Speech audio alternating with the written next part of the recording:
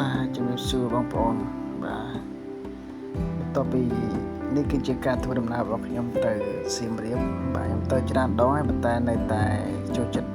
ទៅកន្លែងហ្នឹងម្ដងទៀតបាទជាបងប្អូនដឹងថាខ្ញុំទៅទីណាបាទបន្ទាប់ពីប្រជុំចប់ពេញមួយថ្ងៃក៏ឆ្លៀតឱកាសដើរមកផ្សាររាត្រីបាទ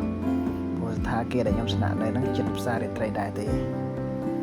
ហើយបងប្អូនថ្ងៃដែលខ្ញុំទៅហ្នឹងដូចជាស្ងប់ស្ងាត់តិចអត់សូវមានមនុស្ស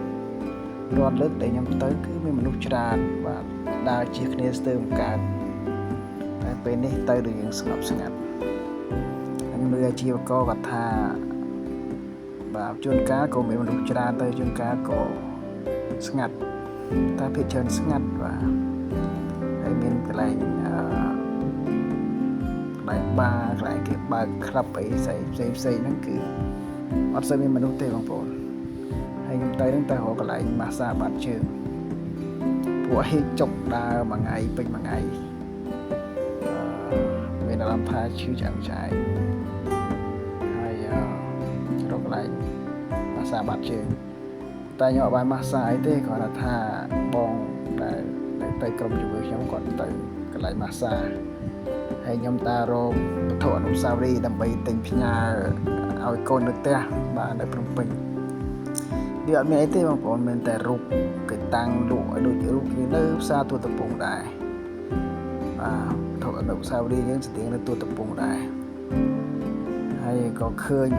បាទហើយមានជនជាតិជប៉ុនម្នាក់គាត់ច្រៀងនៅកណ្ដាលផ្លូវអត់សូវអ្នកមើលទេស្ងាត់គាត់ជាអ្នក YouTuberទៅរកកន្លែងហូបអីមិនតែមិនដឹងទិញស្អីហូបចិត្តដើរមើលទៅហើយឃើញក្រុមភ្លេងនេះខ្ញុំទៅលើកណាក៏ឃើញដែរគាត់ច្រៀងនៅកន្លែងដុំផ្សាររាត្រីហ្នឹង Pop Street យើងហ្នឹងហើយខ្ញុំក៏ទៅជាន់ខាងលើព្រោះជាន់ខាងលើហ្នឹងគឺមាន Pop កន្លែងស្ដាប់ភ្លេងក៏មានប្រគំជា band របស់គេតូចមួយនៅលើហ្នឹងហើយខ្ញុំជិះស្ដាប់ភ្លេងណាបាទយ៉ាងទៅអង្គុយនៅខាងលើហ្នឹងវាទលាយដែរហើយក៏អត់សូវមានមនុស្សបាទបងប្អូនយើងទៅនឹងគ្រប់ត្រូលជាភ្ញៀវយ៉ាងហើយបានជាការគ្រប់ត្រូលហើយបាទវាទេសចរខ្មែរយើងវាស្ងាត់តិចឥឡូវហើយនេះជា YouTube បាទជាអ្នក YouTuber controller controller សុំតោះគាត់ដើរជុំវិញពិភពលោកហើយគាត់ refund បានពីប្រទេសណាគាត់ទៅប្រទេសមួយទៀតចឹងទៅបាទគេហៅថាអ្នកបនេចរគាត់ថាបានអ្នកហៅថាដែរហ្គីតាដែលគាត់កេះហ្នឹងចាស់បាទគាត់តាឡើងចាស់ដែលគាត់មកពីជប៉ុនតាមពិតខ្ញុំស្ដាប់គាត់អត់បានជប៉ុនអត់ចេះតែគាត់ច្រៀងព្រោះកេះត្រឹងចឹងទៅបាទចេះតែដើររនេះរនោះបើមើលយ៉ាងប្លែកមើលគេឯងទៅសាររាត្រីបាទមើលភ្លើងបាគេដល់បាទភ្លឹបតែអត់មានមនុស្សចូលទេភ្លើងនេះភ្លើងដល់ហើយខ្ញុំអត់ចូលចិត្តអាភ្លើងខ្លាំងហ្នឹងអត់ទេខ្ញុំចូលចិត្តអង្គុយកន្លែងណាដែលមើលទៅយើងសំបាទអត់ជាការកំសាន្តអារម្មណ៍អីចឹងទៅ relax អីចឹងទៅបាទខាងក្រៅនេះជាផ្ទាំង Pop Street ហើយទេសចរក៏មិនសូវទីច្រើនប្រហែលដែរច្រើនតែអ្នកលក់តែម្ដង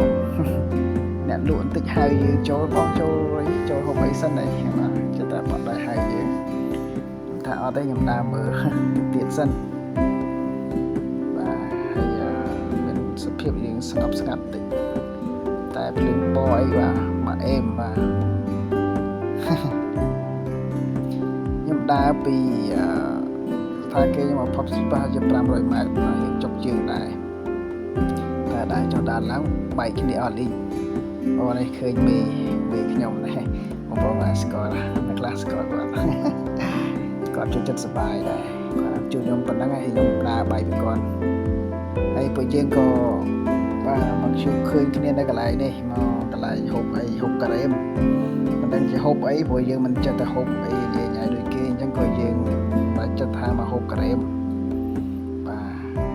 អូស្អាតដែរកន្លែងភ្លើងនេះលក់វត្ថុអនុស្សាវរីយ៍មានជាតិមានកង្វល់អីប្រាក់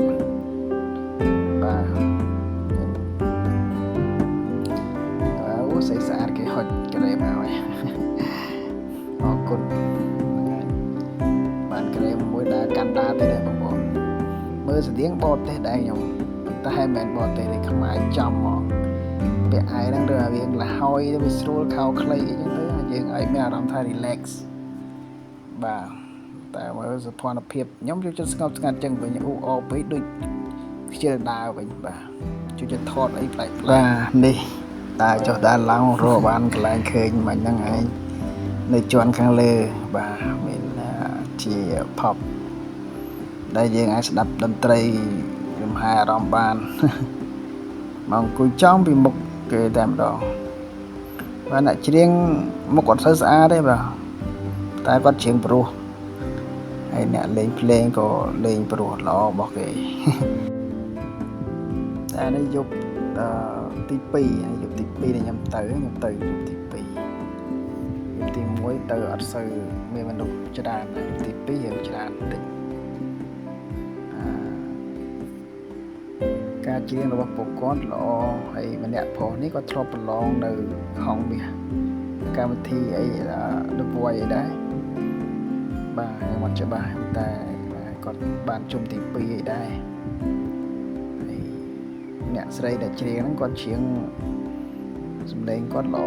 ព្រោះហើយអ្នកលេងហ្គីតាបាសនោះគាត់ថាដូចជនជាតិថៃខ្មែរយើងទេប៉ុន្តែគាត់ស្លៀកពាក់គាត់ច្រៀងព្រោះ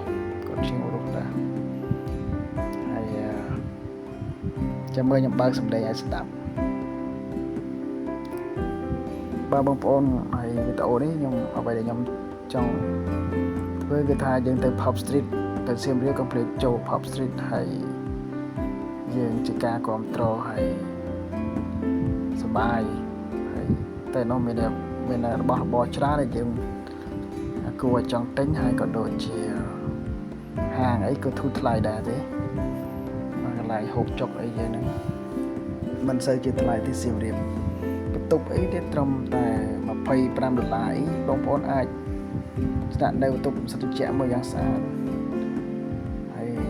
ខ្ញុំទៅហ្នឹងទៅដោយសារតែក្រុមការងារអញ្ចឹងហើយក៏ខាងក្រុមការងារចាត់តាំងតែឲ្យហ្នឹងគេ sponsor ទាំងអស់អញ្ចឹងយើងយកស្ថានភាពយ៉ាងថ្លៃតិចបាទ resort យើងស្ថានភាព resort ថ្លៃអញ្ចឹងវាល្អហើយចិត្ត Pop Street ទាំងដែរ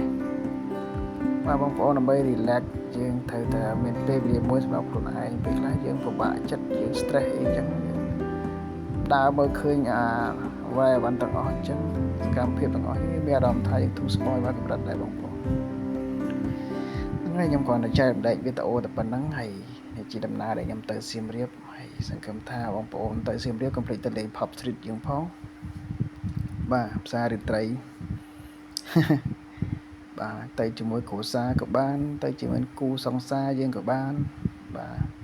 ហើយនៅកន្លែងដែលខ្ញុំទៅហ្នឹងឈ្មោះកន្លែងហៅថា Top បាទគេដាក់នោះ TOP ហ្នឹងហើយ Top នៅជាន់ទី1ហ្នឹងឯងយើងឡើងទៅខាងលើទៅពេលបងប្អូនដើរផ្សាររាត្រីដើរទៅយើង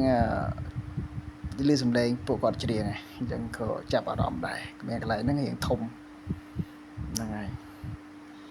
បាទវីដេអូរបស់ខ្ញុំរៀងវែងតិចតែខ្ជិលកាត់វីដេអូអញ្ចឹងនិយាយអញ្ចឹងបណ្ដោយអញ្ចឹងប៉ុណ្ណឹងបាទបងប្អូនហើយខ្ញុំនឹងឲ្យស្ដាប់សំឡេងគាត់ច្រៀងតិចបាទសូមអរគុណ